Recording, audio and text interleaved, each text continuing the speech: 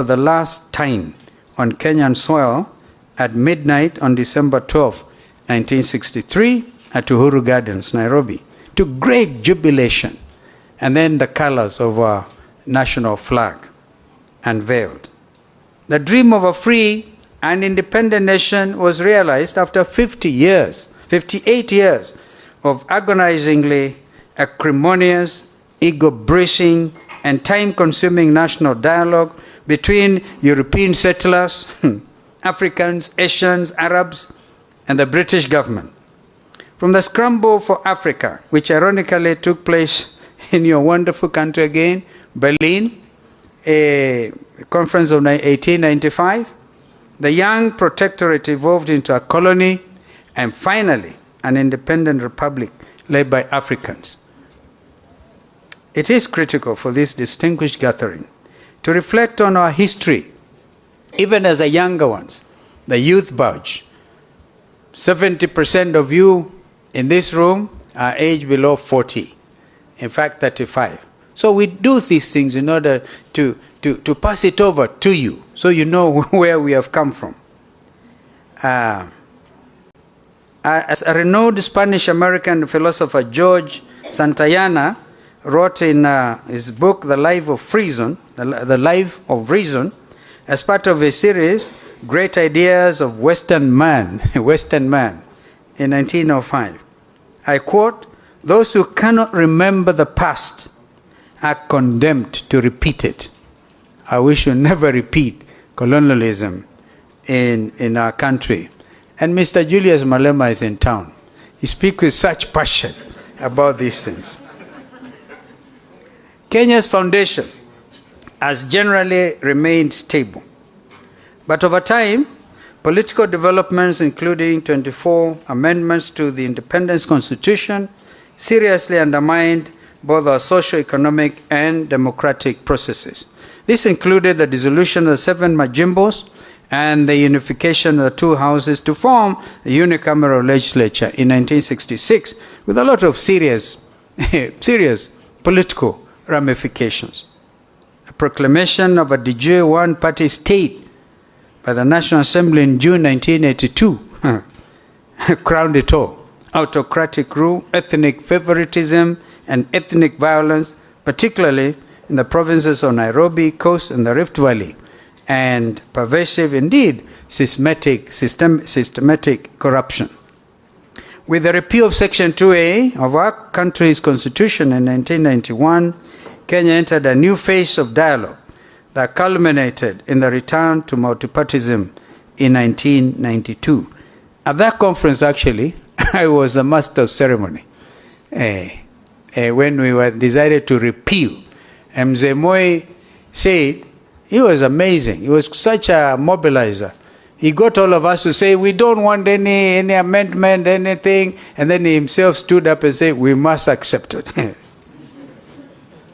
6 years later, in November 1997, the minimum reforms package through the Interparliamentary Group, famously known as IPPG, carried out parliamentary reforms that included amending Public Order Act, Cap 56, to facilitate freedom of assembly, amending Section 33 of the Constitution so that the nomination of members of Parliament was based on party strength, and including the opposition's voice in the electoral body's makeup, the IEBC. This had hitherto been the president's exclusive prerogative. The historic victory of the National Rainbow Coalition, and my brother and I were key in this in the general election of December 2002, as well as equally significant concession of defeat by the presidential candidate of the ruling party, then our brother Uhuru Muigai Kenyatta, were, in my opinion, promissory products of the IPPG dialogue. I find it noteworthy that Kenyans were voted at the time the world's most optimistic people before and during the election. This was in accordance with the Gallup International Annual End-of-Year Survey, which involved interviews with over 67,500 people in 65 countries between November and December of 2002. However, The sentimental optimism was fleeting, as several agreements in our famous MOU between the coalition members, all right? And we were signing. My brother Raila and I were on the rainbow side, and Mudi Awori, the late George Saitoti, and then Kibaki and Malwa, and you know that famous thing. Had that MOU document been respected, this country would have grown in leaps and bounds, would have avoided the outcome of the 2000 elections, for example. Was following a High Court ruling, the recommendations made the Constitution of Kenya Review Commission, the CKRC, during the Bomas Constitutional Conference process, which favored a parliamentary system, were discarded. As a result, the public and a section of government officials became dissatisfied with the Mwai Kibaki administration. In a referendum held on November 21, 2005, Kenyans in 7 out of the 8 provinces overwhelmingly rejected the government-sponsored proposed new constitution. We then used to refer to it as the Kilifi draft. And we used to blame Attorney General Emeritus Amos Wako for that product. My brother Raila and I, again, were in the forefront in opposing it, and then the birth of the Orange Movement. Susan, you remember, that's how you came in now, when the country was divided between bananas and oranges. Over 1,200 Kenyans lost their lives in less than a month following the announcement of the results of 2007 presidential election, where my brother and Kibaki were tough contenders. I was among them. I used to say nitapita katikati yao. Remember? I looked at these two giants, and I looked at myself and said, this David fellow, yeah, Kibaki huyu, Raila huyu, nitapita hapo katikati. And actually, to some extent, I did, because because that is how I was able to hold the two of them again. I became the nexus. I became the gum when the country was falling apart. It is particularly noteworthy that my party then, the Orange Democratic Movement Kenya, I used to say, between me and Raila, we didn't even know how to divide the oranges. Because he kept a whole orange, and I kept an orange and a half. So, my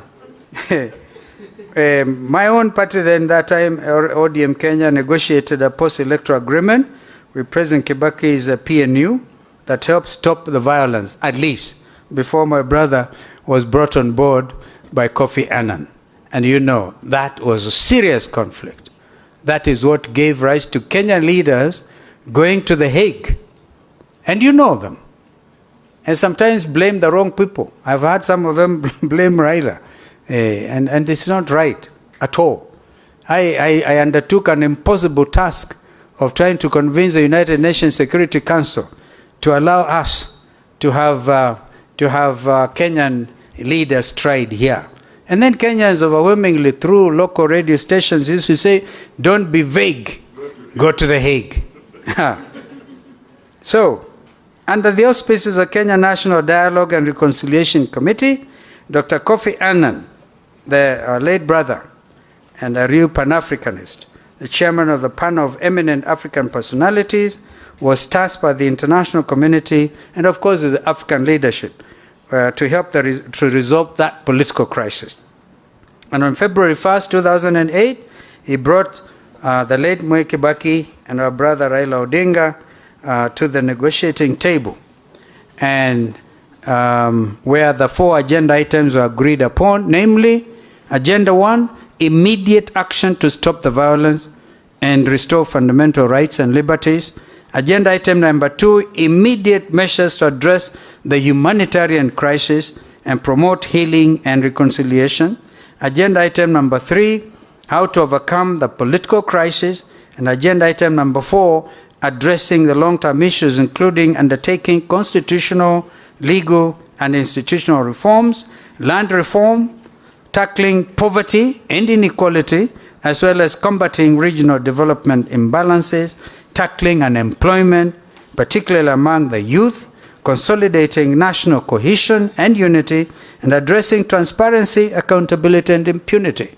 That was a major agenda and it was to a large extent achieved except for agenda item number 4. And I must move faster. Agendas 1, 2, and 3 were faithfully carried out.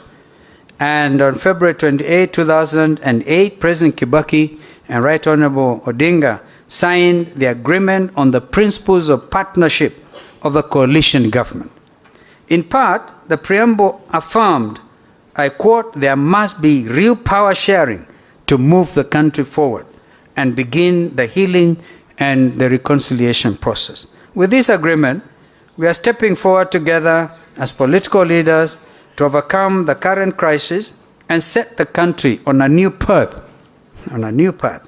This agreement is designed to create an environment conducive to such a partnership and to build mutual trust and confidence. We have agreed to enact the National Accord and Reconciliation Act, end of the quote, signed by the two leaders. Following the passage of the Kenya Constitution Review Act 2008, Kenya Constitution Amendment Act 2008 by Parliament, the process of drafting a new constitution, detailed in Agenda 4, began. 2 years later, and through a people-driven national dialogue, the Constitution of Kenya 2010 was finally promulgated to widespread acclaim at home, regionally, and internationally. Even though this living document is acknowledged as one of Africa's most progressive constitutions, there are still some aspects of its composition that, in its 13th year of existence, require serious deliberation. We in the Azimio la Umoja One Kenya coalition hold the view that we cannot transform our beloved nation if we do not fundamentally address those Agenda 4 issues of 2008 and those concerns that we have outlined in the National Dialogue Committee, which have christened NADCO, and which I'm happily, as fate would have it, a co-chair. Our top priority, which was to address the cost of living, is demonstrated by the growing gaps in poverty and inequality brought about by harsh and burdensome taxes that take money out of people's pockets rather than putting it therein. And Susan, you're in the business trying to get people to put their money in their pockets. You haven't quite succeeded. Because this is where the issue is. Kenyans are crying, heavy burden of taxation. I have never seen a nation anywhere in the world which can develop on the basis of overtaxing its citizens, particularly during such economic reality. If anybody has one example in the world, we talked of the Marshall Plan and others, where you overtax your citizen in order to get out of depression, I will be happily able to listen to you. Despite the conflicting explanations, the primary causes of economic slow growth, indeed depression, are not solely attributable to global events, but rather economic mismanagement and endemic corruption. The last 3 presidential election results are strongly disputed, indicating that we have not addressed transparency, accountability, and impunity, particularly regarding our electoral management process. That is why we in Azimio la Umoja One Kenya Alliance Coalition insisted upon not only audit of 2022 general election, but a reconstitution of the Independent Electoral Boundaries Commission. We too in this NADCO process spoke to the deepening of our political gains by ensuring there will be fidelity to the Constitution as regards interference with political parties.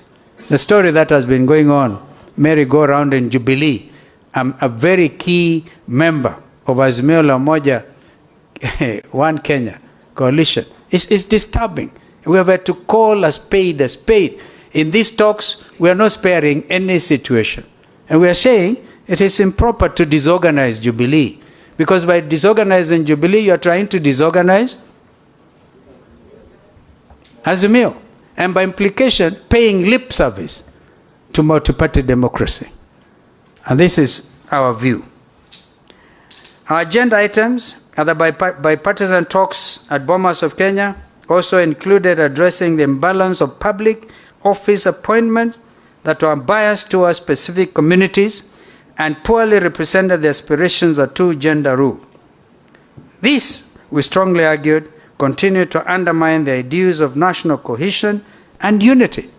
I would want, for example, a very honest conversation about the recently concluded recruitment at the Kenya Defense Forces. Mukwanja and the rest of you in Parliament, please, if you want to heal this country, and I heard the President yesterday say 80% of recruitment to KDF now will be from National Youth Service, but before we get there, we want the statistics, ethnic balance. By the way, it's a matter in the Constitution. We want to know, of the 42, 43 communities, what percentage did the people in Embu, in Manyata get? And you will be amazed. And when I go to the conflict in Rwanda after the genocide, in fact, the problem in Rwanda and Burundi is basically this. 84% of the population are Hutus in both countries, and 14% are Tutsis in both countries. At some stage, the whole leadership of Burundi, from the president to deputy speaker, were eliminated because they went through a hugely successful election, where if it is the majority must have their way and the minority have their say, that happened. But people were hurting. And what happened? Killings. So, in my view, if you disturb the army, if you do not have a professional military in Kenya or anywhere in the region, ladies and gentlemen, you do not have a country. Please, you can take that one to the bank, even if it is a hustler bank. You cannot disturb if you, and the reason our military men and women have done very well in terms of peacekeeping everywhere, right, is because we have had a professional army. But if we have a tribalized army, and I still insist, I want you guys, if the parliament, I'm told, when you people in Kenya Kwanza went to State House and complained to President Ruto that hamwezi kwenda nyumbani, wananchi wanapigia kelele because of taxation, he looked at you and told you, but you are the ones in parliament. Nyinyi ndio mmepitisha the Finance Act. So you now have to play your role. If you're going to do oversighting of this government, and I like the young parliamentarians, actually went in at 30, and I remained there. Yes, I think I should have been a member. Now I'll do the mentoring that our wonderful Mheshimiwa was talking about. I must conclude, ladies and gentlemen, before I invite our brother to come and make his remarks and close this consultative session. You know, we went to Bomas because Kenyans lost their lives. Kenyans, some of them wearing sufurias, right? Let's not forget we buried nearly 70 people.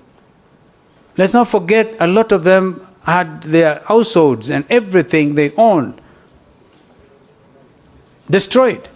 And even as recent as 2 weeks ago, 25,000 people in Mavoko had what they call their homes destroyed. And we hear you friends in Kenya Kwanza telling us affordable housing. What the fellows have put together what they could afford, and you destroy it, and you are telling them affordable housing? So, ladies and gentlemen, we cannot hope to transform our nation, indeed any nation, without meaningful dialogue, and that is built on mutual trust and confidence. Nonetheless, I've observed that during our 73 days, we've already done 73 days of the national dialogue, goodwill has occurred, and both sides have learned to respect one another's points of view. Therefore, I must congratulate my friend, my co-chair, Kimani Ichung'wah. When he came in, I told Kimani, I looked at him, I said, listen, you are young, I think you're very young, and the future is ahead of you. Me, I can go back to Sekuru, right, and forget about you guys. But if you don't succeed at these talks, history will judge you badly. And we must therefore confront the truth and nothing but the truth. Our forefathers, the likes of Mzee Jomo Kenyatta and Jaramogi Oginga Odinga, were able to negotiate and compromise even with the British colonialists. When Mzee Jaramogi Oginga Odinga said, without Jomo Kenyatta there will be no freedom. Now, we should emulate them. 26 years ago, the late President Daniel Arap Moi's ruling party, KANU, by the way, KANU was organizing secretary for 12 good years.